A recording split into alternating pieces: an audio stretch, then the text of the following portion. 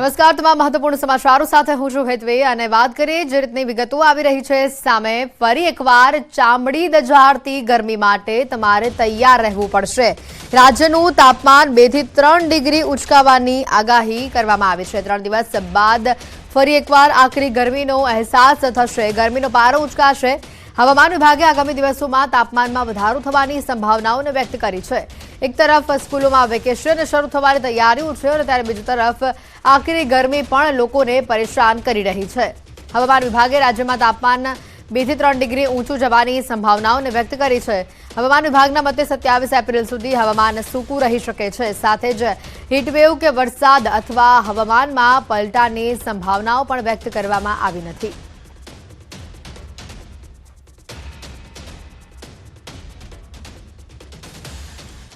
નવસારીમાં ગરમીના પગલે શાળાના સમયમાં ફેરફાર કરવામાં આવ્યો છે। પ્રાથમિક શાળાઓનો સમય સવારે 7 થી બપોરે 12 વાગ્યા સુધીનો કરવામાં આવ્યો છે। નવસારી પંથકમાં તાપમાન છેલ્લા 6 દિવસથી 43 ડિગ્રીને પાર થતા આ નિર્ણય લેવામાં આવ્યો છે।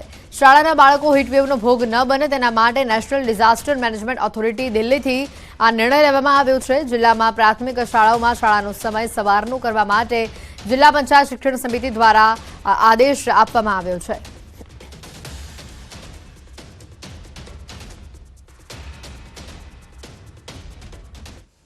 અને હવે વાત કરીશું સંત, સત્તા અને સંગ્રામની।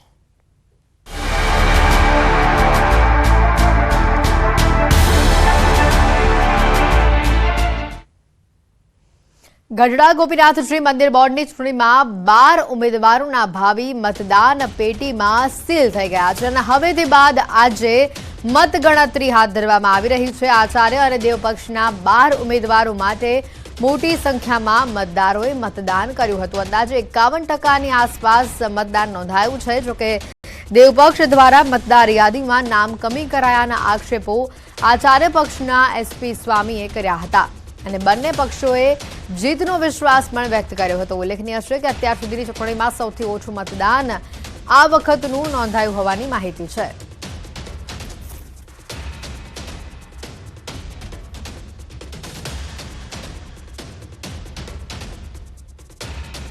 અને આજ મુદ્દે વધુ વિગત મેળવવાનો પ્રયત્ન કરીશું। અમારી સાથે સંવાદદાતા પ્રકાશ અહીંયા સીધા જોડાઈ ચૂક્યા છે। પ્રકાશ, જે રીતે આ માહિતી સામે આવી રહી છે, મતગણતરીની પ્રક્રિયા હાથ ધરવામાં આવી છે અને જે અત્યાર સુધીનું સૌથી ઓછું મતદાન એટલે કે 51%ની આસપાસ આ મતદાન નોંધાયું છે, તેની અસર પણ આ પરિણામ પર જોવા મળી શકે છે।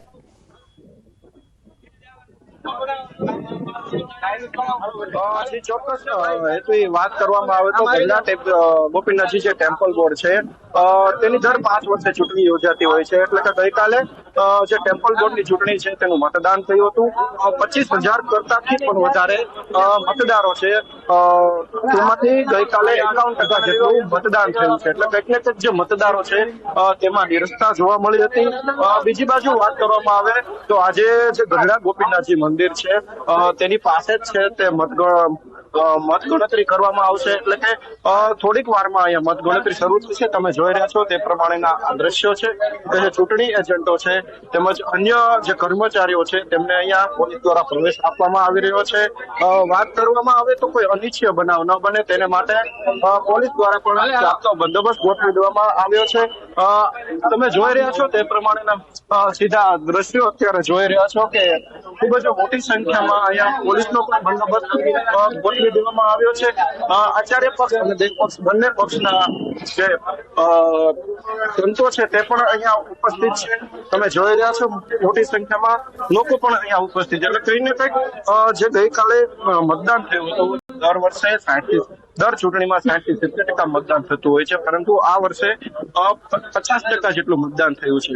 તમે જોઈ રહ્યા છો પ્રમાણે આચાર્ય પક્ષના જે એસપી સ્વામી છે તે અત્યારે ચૂંટણી અધિકારી છે તેમની સાથે કંઈક ને કંઈક ચર્ચા કરી રહ્યા છે। જે પ્રમાણે માહિતી મળી રહી છે કે જે મતગણતરી કેન્દ્ર છે તેની અંદર પેન અને કાગળ લઈ જવાની કંઈક મનાઈ કરવામાં આવી રહી છે તે વાત અત્યારે સામે આવી રહી છે। તેને લઈને એસપી સ્વામી છે તે અત્યારે છે જે ચૂંટણી અધિકારી છે તેમની સાથે ચર્ચા કરી રહ્યા છે। એટલે ચોક્કસ કંઈક ને કંઈક વિવાદ હોય તેવું હાલ અત્યારે જોવા મળી રહ્યું છે।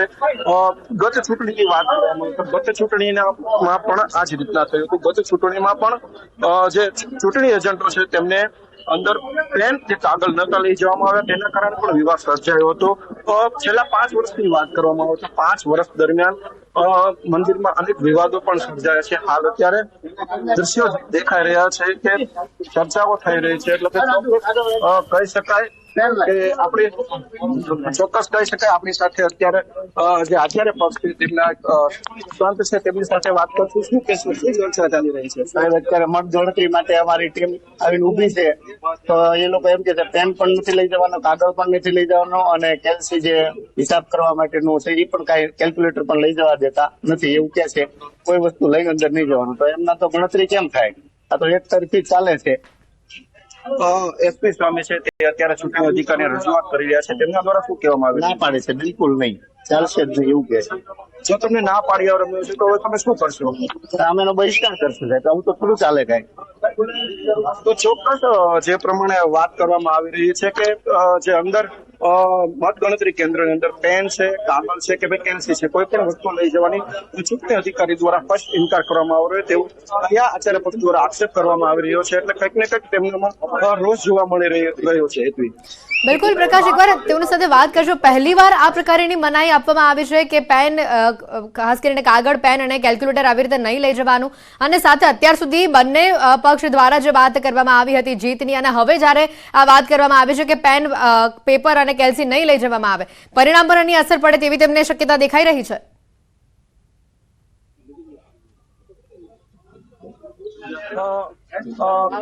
પેન અને જે કાગળ લઈ જવાની કેલ્સી લઈ જવા પહેલી વખત આવું થયું છે કે આની પહેલા પણ ગઈ ચૂંટણીમાં પણ આવી જ રીતે અમારી સાથે અન્યાય થયો હતો.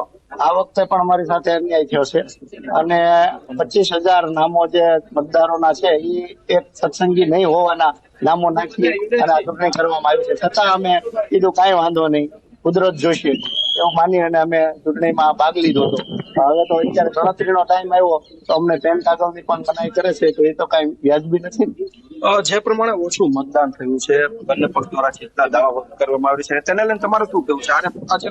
જેટલા લઈને તમારું શું કહેવું છે? આચાર્ય પક્ષની જીત ફાઇનલ છે અને બીકને લઈને તો આ લોકો પેન કાગળ લઈ નથી જવા દેતા. આવું થોડું ચાલે. અને જે મતદાન ઓછું થવાનું કારણ એ છે કે સત્સંગીઓના નામ જ નહોતા થઈ ગયા સાહેબ. જે ભગવાન સ્વામિનારાયણના જે સત્સંગીઓ છે એના નામ જ નહોતા, તો બીજાના નામો નાખી અને ચૂંટણી કરી અને જીતી જવાનો એક વિષય હતો. તો ચોક્કસ વાત કરવામાં આવે તો જે પ્રમાણેની વાત છે કે આચાર્ય પક્ષ દ્વારા સીધો આક્ષેપ કરવામાં આવી રહ્યો છે કે જે પેન, કાગળ અને કેલ્સી છે તે લઈ જવામાં નથી. અગાઉ આની પહેલાની જે ચૂંટણી હતી ત્યારે જ પણ આ પ્રમાણેની ઘટના બની હતી. આચાર્ય પક્ષ દ્વારા સીધો આક્ષેપ કરવામાં આવી રહ્યો છે કે દેવ પક્ષે તે હાર ભાળી રહ્યો હોય અને તેના કારણે તેમના દ્વારા આ બધું કામગીરી કરવામાં આવી રહી તેવો સીધો આક્ષેપ કરવામાં આવી રહ્યો છે. આપણે જવાનો પ્રયાસ કરશું, એસપી સ્વામી સાથે પણ વાત કરવાનો પ્રયાસ કરશું કે આપણી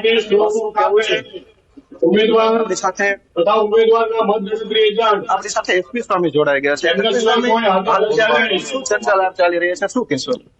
અહીંયા મતગણતરી થવાની શરૂઆતનો કસ્ટડી ખોલવા માટે ઉમેદવારોના અધિકારીઓ આવ્યા છે.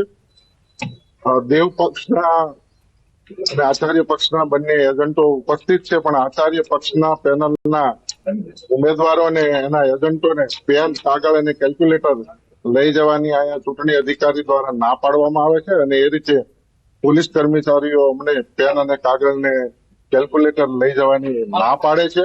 જેથી અમે લેખિતમાં અરજી મુખ્ય ચૂંટણી અધિકારી શ્રીને આપી રહ્યા છીએ, અને એના ઉપર હુકમ કરે ત્યારબાદ અમારા ઉમેદવારો એવું કહે છે કે ત્યાં સુધી કસ્ટડી ના ખોલી અને આના ઉપર ફાઇનલ હુકમ કરી અને કસ્ટડી ખોલીશું. અગાઉ પણ આવી કોઈ ઘટના બનેલી? અગાઉની ચૂંટણીમાં પણ પેન, કાગળ કે કેલ્સી નહીં લઈ જવા? ભારતની લોકશાહીની અંદર મતગણતરી એટલે દરેક એજન્ટોને ત્યાં મતગણતરી થાય છે એનો હિસાબ કરવા માટે તો એજન્ટોને લઈ જવામાં આવે અને એને પેન ને કાગળ ન આપવામાં આવે. એ તો લોકશાહી પ્રક્રિયાનો આનંદ છે. એ તો એક સહજ છે કે પેન ને કાગળ વગર માણસ ત્યાં જઈને શું કરવાનો છે. માટે પેન ને કાગળ લઈ જવા દેવું, કેલ્ક્યુલેટર લઈ જવા દેવું એ તો કાયદાના અધિકારની અંદર છે એજન્ટને, અને એ ન લઈ જવા દેવું એ તો એજન્ટોને અંધારામાં રાખીને રિઝલ્ટ ડિક્લેર કરવાના છે. અને અમારી તો સ્પષ્ટ માંગણી છે કે એક રાઉન્ડ પૂરું થાય એટલે દરેકના મત જેને મળ્યા હોય અધિકારીઓએ ખુલ્લેઆમ પબ્લિક જાહેર કરવા જોઈએ. દેશમાં સંસદ અને વિધાનસભાની અંદર પણ મતગણતરી થાય ત્યારે ડિક્લેર કરવામાં આવે છે, તો ગરડા મંદિરની ચૂંટણી તો એવી કઈ રીતની છે કે જેનું મત કાઉન્ટિંગ ડિક્લેર કરવામાં ન આવે અને ગોટાળો કરીને રિઝલ્ટ ડિક્લેર કરવાના ઈરાદાઓ દેવ પક્ષના હરિજીવન સ્વામી ને બધા રાખતા હોય તો એ બિલકુલ કાયદા વિરોધની બાબત છે. જે પ્રમાણે વાત કરવામાં આવી તો આચાર્ય પક્ષના એસપી સ્વામી છે તેમના દ્વારા સીધો આક્ષેપ દેવ પક્ષ ઉપર કરવામાં આવ્યો છે કે દેવ પક્ષ દ્વારા છે ગોટાળો કરવામાં આવી રહ્યો છે તેવા સીધા આક્ષેપ કરવામાં આવ્યો છે. આપણી સાથે ગોપીનાથજી મંદિર જે દેવ પક્ષ છે હરિજન સ્વામી જોડાય છે. હરિજન સ્વામી સીધો આક્ષેપ કરવામાં આવી રહ્યો છે, શું કહેશો? હું સાંભળું છું આ આક્ષેપો તદ્દન વાહિયાત છે. આપ તો મીડિયા કર્મીઓ જાહેર લોકો બધા જ સાંભળે છે. હમણાં જ અહીંથી ચૂંટણી કમિશનર સાહેબ શ્રી દ્વારા જાહેરાત કરવામાં આવી હતી અમુક લોકોની માંગણીને આધીન થઈને કે પેન કાગળ એ અંદર લઈ જઈ શકશે. તેમ છતાં આટલા બધા મીડિયા કર્મીઓની હાજરીમાં અહીંના એસપી સામે આવી રીતે ચૂંટણી કમિશનર સાહેબને અધિકારીશ્રીઓને બદનામ કરી રહ્યા છે. તદ્દન ગેરવ્યાજબી છે. પોતે આક્ષેપો કરવાના ટેવાયા છે. નામદાર હાઈકોર્ટના જસ્ટિસ આક્ષેપો કરી શકતા હોય. નામદાર કોર્ટે ₹1 લાખ નો દંડ પણ કરેલો હોય. આપ સૌ સમજી શકો છો એ આક્ષેપોની શું તથ્ય છે. બીજી વાત, પોતે નથી કોઈ ઉમેદવાર, એસપી સામે નથી કોઈ ઉમેદવારના કોઈ એજન્ટ, નથી કોઈ મતદાર. તો જાણે ચૂંટણી કમિશનર આખી ચૂંટણી જ પોતે હેન્ડલ કરતા હોય એવો આખો બિહેવિયર, એવો આખો હાવ ઉભો કરવા માંગે છે. આ લોકશાહીનો જમાનો છે, 2024 છે. કોઈ આવી વાતોથી કોઈ ભડકાશે નહીં, કોઈ ગભરાશે નહીં. એટલે આનાથી સ્પષ્ટતા કરવા માંગુ છું. બહુ ન્યાયપૂર્વક પારદર્શક ચૂંટણી કમિશનર સાહેબે ચૂંટણી કરી છે. આટલા બધા પોલીસ કર્મીઓ, અધિકારીશ્રીઓ, કોર્ટનો નામદાર ડિસ્ટ્રિક્ટ કોર્ટનો સ્ટાફ, એમણે ફાળવેલા અધિકારીઓની હાજરીમાં એમણે બિલકુલ પ્રકાશ, આભાર માહિતી બદલ.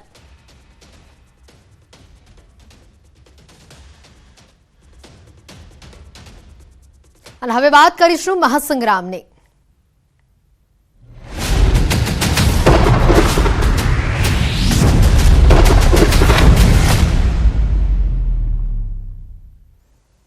ઉમેદવારી પત્ર પરત ખેંચવાનો આજે અંતિમ દિવસ છે. આજે બપોરે 3 વાગ્યા સુધી ઉમેદવારી પત્રો પરત ખેંચી શકાશે. બપોરે 3 વાગ્યા બાદ 26 બેઠકો પર ઉમેદવારો અંગે ચિત્ર સ્પષ્ટ થશે. લોકસભાની 26 પેટાચૂંટણીની 5 બેઠકો પર કુલ કેટલા મતદારો જંગમાં છે તે અંગેનું ચિત્ર આજે સાંજ સુધીમાં સ્પષ્ટ થઈ જશે. 12 એપ્રિલથી 19 એપ્રિલ સુધી ફોર્મ ભરવાની જે પ્રક્રિયા હતી, લોકસભાની 26 બેઠકોમાં કુલ 433 ઉમેદવારોએ ફોર્મ ભર્યા છે. તો સાથે જ વિધાનસભાની 5 બેઠકોની પેટાચૂંટણી માટે 37 ઉમેદવારોએ ફોર્મ ભર્યા હતા. જ્યારે 20 અને 21 એપ્રિલે ઉમેદવારી પત્રોની ચકાસણીના અંતે લોકસભાની 26 બેઠકોમાં 328 ઉમેદવારો અને વિધાનસભાની પેટાચૂંટણીમાં 27 ઉમેદવારો માન્ય ઠર્યા હતા. જેમાં ગાંધીનગર લોકસભા બેઠક પર સૌથી વધુ 30 ઉમેદવારો તથા બારડોલી લોકસભા બેઠક પર સૌથી ઓછા 3 ઉમેદવારો માન્ય ઠર્યા છે. વિધાનસભા બેઠકોની વાત કરીએ તો વિજાપુર બેઠક ઉપર સૌથી વધુ 8, જ્યારે માણાવદર અને ખંભાત બેઠક ઉપર સૌથી ઓછા 4 ઉમેદવારો માન્ય ઠર્યા છે. ચકાસણી બાદ માન્ય થયેલા ઉમેદવારી પત્રો આજે બપોરે 3 વાગ્યા સુધી પાછા ખેંચી શકાશે અને ત્યારબાદ હરીફ ઉમેદવારોની આખરી યાદી જાહેર કરવામાં આવશે. સુરતના ઉમેદવારનું ફોર્મ રદ થવા મામલે કોંગ્રેસ હવે લડી લેવાના મૂડમાં જોવા મળી રહી છે. કોંગ્રેસ આજે હાઈકોર્ટમાં અરજી કરે તેવી શક્યતા છે. કોંગ્રેસ હાઈકમાન્ડની રાહ જોવાઈ રહી છે. સુરત લોકસભા બેઠકના કોંગ્રેસને ઉમેદવાર નિલેશ કુંભાણીનું જે ફોર્મ રદ થયું છે, ફોર્મ ચકાસણી સમયે ઉમેદવાર કુંભાણીના ટેકેદાર તેઓના બનેવી ધંધાના ભાગીદાર અને મિત્રએ એફિડેવિટ કરીને ટેકેદાર તરીકે પોતાની સહી ન કરી હોવાની ચૂંટણી અધિકારી સમક્ષ રજૂઆત કરી હતી, જેની ચકાસણીમાં રવિવારે કુંભાણીનું ફોર્મ રદ કરવામાં આવ્યું છે. શનિવારે ભાજપ તરફથી વાંધો ઉઠાવવામાં આવ્યો હતો. નિલેશ કુંભાણીના ટેકેદારો પૈકી 3 ટેકેદારોએ એફિડેવિટ કરીને કહ્યું હતું કે અમારી સિગ્નેચર નથી. આમાં ભાજપ ઉમેદવારના ચૂંટણી એજન્ટ દિનેશ જોધાણીએ વાંધો ઉઠાવ્યો હતો અને આથી નિલેશ કુંભાણીના ફોર્મ સામે પ્રશ્નાર્થ ઉભો થયો અને ટેકેદારો ફરી ગયા હોવાની વાત પણ સામે આવી.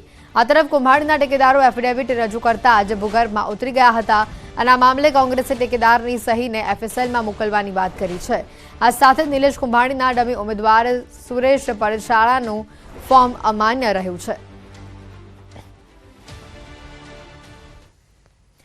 મુખ્યમંત્રી ભૂપેન્દ્ર પટેલ આજે કચ્છના પ્રવાસ પર જશે. માતાના મઢમાં માં આશાપુરાના દર્શન કરશે. મુખ્યમંત્રી સ્વખર્ચે માતાજીને સાડી, ફુલહાર, તલવાર અને પ્રસાદનો ભોગ લઈને ગાંધીનગરથી લઈ જઈને પૂજન અર્ચન કરી રાજ્યની શાંતિ અને સલામતી માટે તેઓ પ્રાર્થના કરશે. મુખ્યમંત્રી પોતાના કાર્યકાળમાં સૌપ્રથમ વખત માતાના મઢે જશે.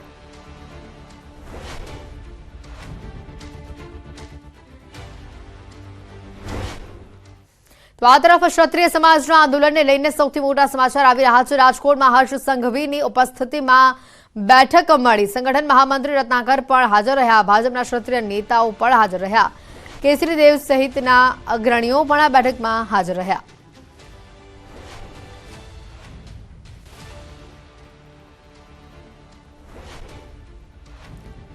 કેસરી દેવસિંહ સહિતના અગ્રણીઓ આ બેઠકમાં હાજર જોવા મળ્યા. સંગઠન મહામંત્રી રત્નાકર પણ આ બેઠકમાં હાજર રહ્યા. ભાજપના ક્ષત્રિય નેતાઓ પણ હાજર રહ્યા હતા. સમાચારોમાં હાલ રોકાઈશું એક બ્રેક માટે, પરંતુ તે પહેલા નજર ટોપ 3 ખબરો પર.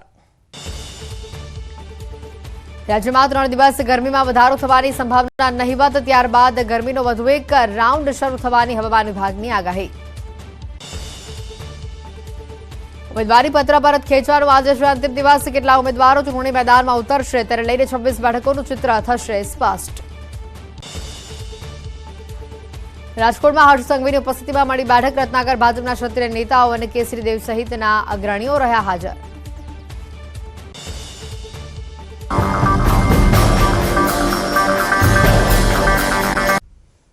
બ્રેક બાદ બુલેટિનમાં આપનું સ્વાગત છે. લોકસભાની ચૂંટણીમાં પ્રધાનમંત્રી નરેન્દ્ર મોદી ફરી વિજયી થાય અને સનાતન ધર્મનો પ્રચાર દેશ સહિત વિશ્વભરમાં થાય તે હેતુથી જૂનાગઢના મહર્ષિ દયાનંદ સરસ્વતી આશ્રમમાં યજ્ઞનું આયોજન કરવામાં આવ્યું હતું, જેમાં મોટી સંખ્યામાં ભાવિકોએ દર્શનનો લાભ લીધો હતો. આશ્રમમાં ચૈત્રી નવરાત્રી દરમિયાન નવચંડી પાઠ તેમજ રામચરિત માનસના પાઠ કરવામાં આવ્યા હતા. અનુષ્ઠાનની પૂર્ણાહુતિ પ્રસંગે ખાસ યજ્ઞનું પણ આયોજન કરવામાં આવ્યું.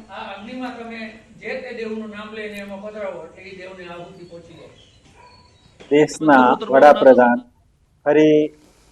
ફરી પાછા સત્તારૂઢ થાય એવી ભગવાનને પ્રાર્થના નિમિત્તે એમનું આરોગ્ય જળવાઈ રહે એ નિમિત્તે અને વૈદિક ધર્મ, સનાતન ધર્મ એનો વિસ્તાર થાય, ફેલાવો થાય એ હેતુને કેન્દ્રમાં રાખીને અમે આ ચંડીપાઠ, નવાન પારાયણ અને આ જે યજ્ઞ વગેરે કરેલું છે. જામનગર લોકસભા વિસ્તારમાં આવતા 78 અને 79 વિધાનસભા ક્ષેત્રમાં ભાજપ ઉમેદવાર પૂનમબેન માડમના મધ્યસ્થ ચૂંટણી કાર્યાલયનું ઉદ્ઘાટન કરવામાં આવ્યું. આ પ્રસંગે કોંગ્રેસ અને આમ આદમી પાર્ટીમાંથી છેડો ફાડી કાર્યકરો ભાજપમાં જોડાયા. કાર્યાલયના ઉદ્ઘાટન પ્રસંગે સાંસદ ઉમેદવાર પૂનમબેન માડમ, ધારાસભ્યો દિવ્યેશ અકબરી, રીવાબા જાડેજા, શહેર ભાજપ અધ્યક્ષ વિમલ કગથરા અને જિલ્લા ભાજપ અધ્યક્ષ રમેશભાઈ મુંગરા આ સહિતના નેતાઓની પણ ઉપસ્થિતિ જોવા મળી.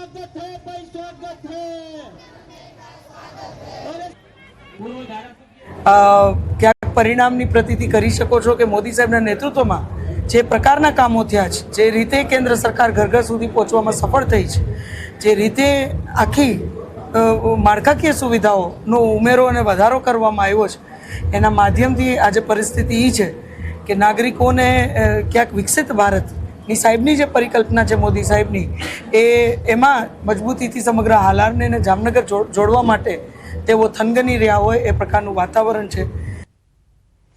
ચોટીલામાં આવેલ નવા સૂરજ દેવળ મંદિરનો યાત્રાધામ વિકાસ બોર્ડમાં સમાવેશ કરવામાં આવ્યો છે. મંદિરના સર્વાંગી વિકાસ માટે ફાળવવામાં આવી છે 2,87,00,000ની ગ્રાન્ટ.